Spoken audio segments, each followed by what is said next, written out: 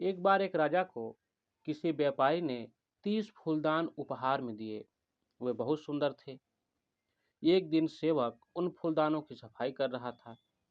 सफाई करने के दौरान उसका एक हाथ एक फूलदान से लग गया और वह गिर कर टूट गया। राजा को जब इस बात का पता चला तो उसने उस सेवक को फांसी पर लटकाने का आदेश दे दिया। उनके राज्य में एक बूढ़ा व्यक्ति हुआ करता था। जब उसको यह बात पता चली, वह फौरन राजा के पास गया और उस फूलदान को जोड़ने की बात कही, और वह फूलदान रखे हुए स्थान पर जा पहुंचा।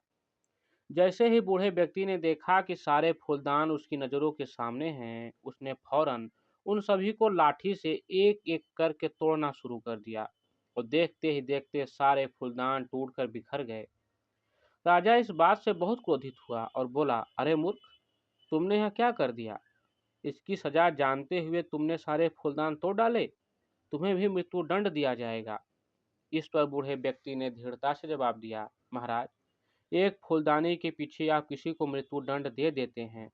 यदि हर फूलदानी के बदले आप हर व्यक्ति को मृत्यु दंड देंगे, तो भविष्य में 29 लोगों की जान जाने की संभावना थी, क्योंकि हर फूलदान के पीछे एक व्यक्ति की जान जा सकती थी। इसलिए मैंने अपने इंसान होने का फर्ज निभाया है और आज मैंने 29 लोगों के प्राण बचाए हैं। अब आप शौक से मुझे फांसी दे सकते हैं। मुझे किसी भी तरह का दुख नहीं होगा। बूढ़े व्यक्ति के साहस ने राजा की आंखें खोल दी थी।